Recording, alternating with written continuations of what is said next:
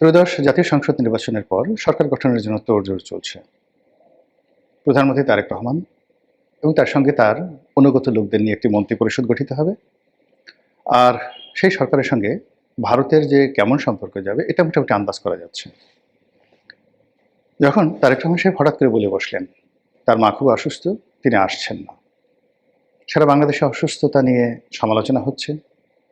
এই যে মায়ের বিপদ, বেগম খালেদা জিয়ার বিপদ, তার বিপদের দিনে তার একমাত্র সন্তান দেশের বাইরে। সমালোচনা যখন তুঙ্গে তখন তারেক রহমান সাহেব বললেন ফেসবুকে স্ট্যাটাসের মাধ্যমে যে তার দেশে ফেরাটা কোনো অবস্থাতে তার একক সিদ্ধান্ত নয়, এখানে বহু পক্ষ জড়িত। মানুষজন হৈ হৈ রই রই করে উঠল, হায় হায়, এটা কি করে সম্ভব, কেন তিনি আসতে পারছেন না? তাহলে কি ডক্টর মোহাম্মদ ইউনূস বাধা দিচ্ছেন, সেনাবাহিনী বাধা দিচ্ছে? কেউ বলছে ভারত বাধা দিচ্ছে, কেউ বলছে আমেরিকা চাচ্ছে না, আবার কেউ বলছে যে তিনি লন্ডনে যেভাবে আছেন সেখানে লন্ডনের যে পার্ট সেটা না চুকিয়ে তিনি সেখান থেকে আসতে পারবেন না, বাংলাদেশে তার সিকিউরিটি সমস্যা রয়েছে ইত্যাদি নানা বিষয়গুলো। এরই মধ্যে হঠাৎ করে হাদি হত্যাকাণ্ড ঘটলো, সারা বাংলাদেশ উত্তাল, একটা ইসলামিক রেভলিউশন, একটা নতুন রাষ্ট্র গঠন, তারপর বিপ্লবী সরকার গঠন নিয়ে নানা রকম কথাবার্তা যখন হচ্ছে এবং বিভিন্ন মহল থেকে যখন উস্কানি দেওয়া হচ্ছে, ঠিক সেই সময়টাতে তারেক রহমান নাটকীয়ভাবে ঘোষণা করলেন তিনি বাংলাদেশে আসবেন ডিসেম্বর মাসের 25 তারিখে। মুহূর্তের মধ্যে সব কিছু উলটপালট হয়ে গেল। সবাই যেটিকে আমরা কথ্য ভাষায় বলি টাসকি খেলো। সন্দেহ করলো, বলার চেষ্টা করলো যে না না, সে আসবে না, এটা কী করে সম্ভব, সে কী করে আসবে, আসুক না দেখি, তারপরে কথা হবে। কিন্তু তিনি এলেন, 25 তারিখে এলেন, বিস্ময়করভাবে তার প্রত্যাবর্তন হলো। আর সমালোচনা প্রিয় বাঙালি তারা বলার চেষ্টা করলেন যে তিনি যে এসেছেন এমনি এমনি এসেছেন, ভারত তাকে এনেছে। ভারতের সঙ্গে তিনি রীতিমতো গোপন যোগাযোগ করে তারপর ভারতীয় প্রোটেকশনে তিনি এসেছেন। মানুষের মুখের কথা বলার তো ট্যাক্স লাগে না বললেন, আর মানুষজন সেটা নিয়ে আরও এক দফা এগিয়ে গেল। অনেকে বলার চেষ্টা করলেন যে তিনি আওয়ামী লীগকে রাজনীতিতে পুনর্বাসন করবেন, তিনি নির্বাচনে জয়লাভ করার পরে খুব দ্রুত আরেকটি নির্বাচন দিয়ে অন্তর্ভুক্তিমূলক একটি নির্বাচন করবেন, যেটিকে ইনক্লুসিভ নির্বাচন বলা হয়, ইত্যাদি ইত্যাদি নানা রকম কথাবার্তা। বেশ সেইভাবে চলল সমালোচনা। এবং তার মধ্যে আবার হঠাৎ করে জামাতের উত্থান, তারপর জামাত সম্পর্কের ভাই তারেক রহমান সাহেবের মানে জয়লাভ তো দূরের কথা, অনেকে বলার চেষ্টা করলেন যে তাকে বাংলাদেশ থেকে পালিয়ে যেতে দেওয়া হবে না, অনেকে বললেন যে তাকে লাথি দিয়ে ভারতে পাঠিয়ে দেওয়া হবে, দেশ থেকে তাড়িয়ে দেওয়া হবে, প্লেনে করে পাঠিয়ে দেওয়া হবে। তো এই জায়গাতে টানাটানি সমালোচনা সব কিছুর মধ্যে যে নির্বাচনটি হলো, সেখানে নির্বাচনে বিএনপির বিস্ময়কর বিজয় হলো। এটাকে কেউ কেউ ইঞ্জিনিয়ারিং বলার চেষ্টা করছেন, কেউ কেউ এটাকে ম্যাটিকুলাস ডিজাইন বলার চেষ্টা করছেন, অনেকে ঠাট্টা করে তারেক রহমান সাহেবকে ইঞ্জিনিয়ার তারেক বলার চেষ্টা করছেন। হোয়াট এভার মেবি, তিনি বিজয়ী হয়েছেন।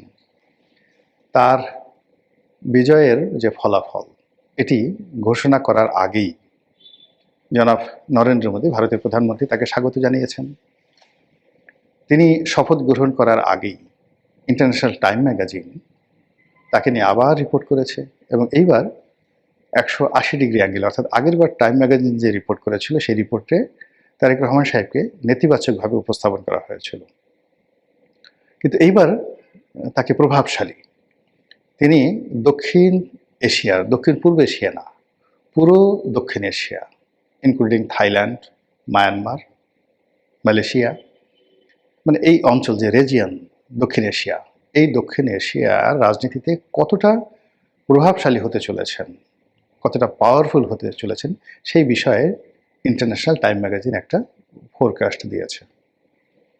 এটা ওরা করেছে ফাজলামো করে।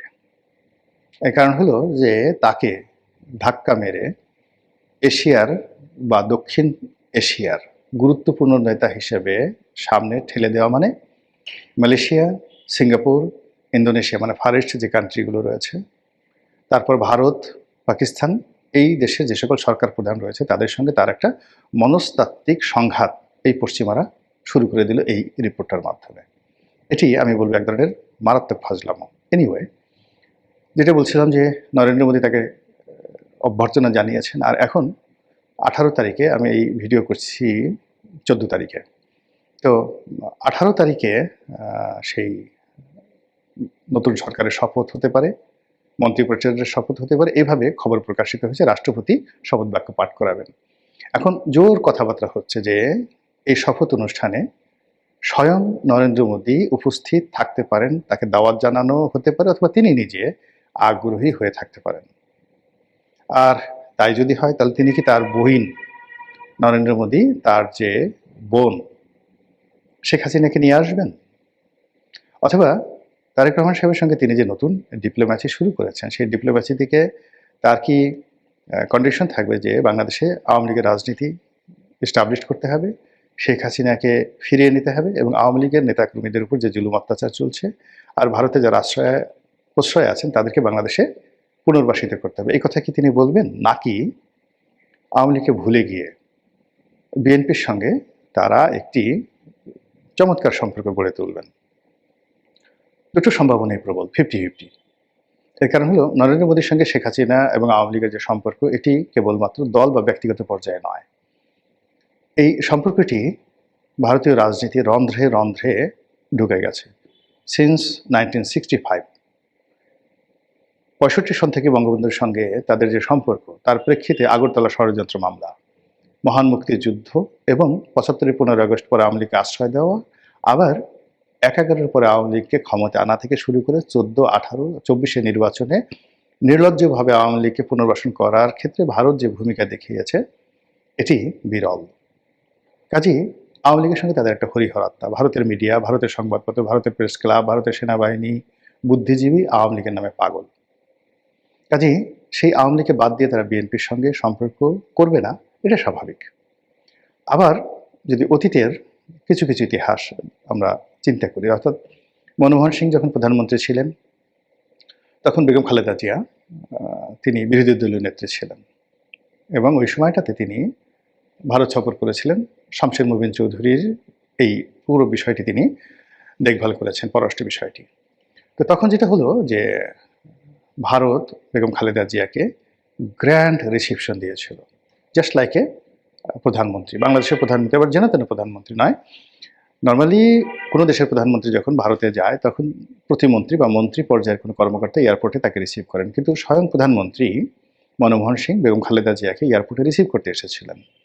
এর কারণ ছিল যে ওই সময়টিতে আওয়ামী লীগের ব্যাপারে ভারত আসলে বিরক্ত হয়ে পড়েছিলেন। ভারতের সঙ্গে বিভিন্ন সময়, একটা সময় বঙ্গবন্ধুরও সম্পর্ক খারাপ হয়ে যায়। আর ভারত আওয়ামী লীগের বিকল্প বহুবার চেষ্টা করেছে, জাতীয় পার্টি, জামাত, বিএনপি সবার সঙ্গে সম্পর্ক করার চেষ্টা করেছে, কিন্তু লং রানে একটা, দুটো, তিনটা, চারটা, পাঁচটা মিটিং হয়েছে, কিন্তু আওয়ামী লীগের সঙ্গে তাদের যে অ্যাডাপশনটা হয়, সেই অ্যাডাপশনটা আসলে অন্য দলের সঙ্গে তারা পারেনি। তো সেই ক্ষেত্রে অতীতে যেভাবে তারা বিএনপির সঙ্গে সম্পর্ক করার চেষ্টা করেছে, আবার এই জমানাতে নতুন করে তারা আওয়ামী লীগকে বাদ দিয়ে বিএনপির সঙ্গে একটা নতুন এরা তৈরি করতে পারে, এটা অস্বাভাবিক কোনো কিছু নয়। কিন্তু সমস্যা হচ্ছে যে বাংলাদেশে ভারত বিরোধিতা প্রবল। যে কোনো ওসিলায়, যে কোনো ফর্মে যখন নরেন্দ্র মোদীর সঙ্গে তারেক রহমান সাহেবের যোগাযোগ হবে, ভারতীয় কর্তা ব্যক্তিরা যে কোনো ওসিলায় বাংলাদেশে ঘন ঘন আসা শুরু করবে, আর সেটা নিয়ে জামাত, এনসিপি এবং তাদের যারা সমর্থক গোষ্ঠী রয়েছেন, তারা যেভাবে বগল বাজাবে, যেভাবে প্রচারণা চালাবে, তাতে করে তারেক রহমান সাহেব এবং বিএনপির জন্য মানে এত সমস্যা তৈরি হবে, সেই সমস্যাগুলো তারা মোকাবেলা করতে পারবে না। আর সেই ফাঁকে দেখা গেল যে ভারত সেই তারেক রহমান সাহেবের যারা বিরোধী পক্ষ আছে, তাদের সাথে সম্পর্ক বা সমঝোতা করার চেষ্টা করবে, এবং একই সঙ্গে আওয়ামী লীগের প্রতি আবার ঝুঁকে পড়বে, এবং আওয়ামী লীগ যেন আন্দোলন কবে দেশে ফিরবেন শেখ হাসিনা? ক্ষমতা থেকে উচ্ছেদ করতে পারে বা নিজেরা ক্ষমতা লাভ করতে পারে, সেই জন্য ভারত তাদেরকে লজিস্টিক সাপোর্ট দেওয়া শুরু করবে, যেটা এখনো পর্যন্ত তাদেরকে সেই লজিস্টিক সাপোর্ট দেয়নি। এর কারণ হলো, ভারত চাচ্ছে যে বাংলাদেশে একটি গণতান্ত্রিক বিধি ব্যবস্থা চালু হোক, এবং গণতান্ত্রিক সরকারের সঙ্গে তারা তাদের ইচ্ছা, আশা, আকাঙ্ক্ষা, তাদের পলিসি নিয়ে তারা আবার আলোচনায় বসবেন। তারা যদি ইতিবাচক হয় ভালো কথা, আর যদি নেতিবাচক হয়, তখন তারা আওয়ামী লীগের মাধ্যমে নেতিবাচক কর্মকাণ্ড তারা করার জন্য 10 পায়ে দাঁড়িয়ে আছে। তো যার জন্য সামনের যে 3-4 মাস সময়, সেই 3-4 মাস সময়টি জনাব তারেক রহমান সাহেবের জন্য, ভারতের জন্য, শেখ হাসিনার জন্য অত্যন্ত গুরুত্বপূর্ণ, সংকটাপূর্ণ, এবং কৌশলগতভাবে তকদির বদলকারী সময়, কোর্স অফ অ্যাকশন। এবং এটা কেবলমাত্র বাংলাদেশ নয়, বাংলাদেশ ভারত, বাংলাদেশ পাকিস্তান, বাংলাদেশ আমেরিকার সম্পর্ক একটা শেপে চলে আসবে আগামী 3 থেকে 4 মাসের মধ্যে। মহান আল্লাহ আমাদের সবাইকে হেদায়েত দান করুন এবং হেফাজত করুন। আসসালামু আলাইকুম ওয়া রাহমাতুল্লাহি ওয়া বারাকাতুহু।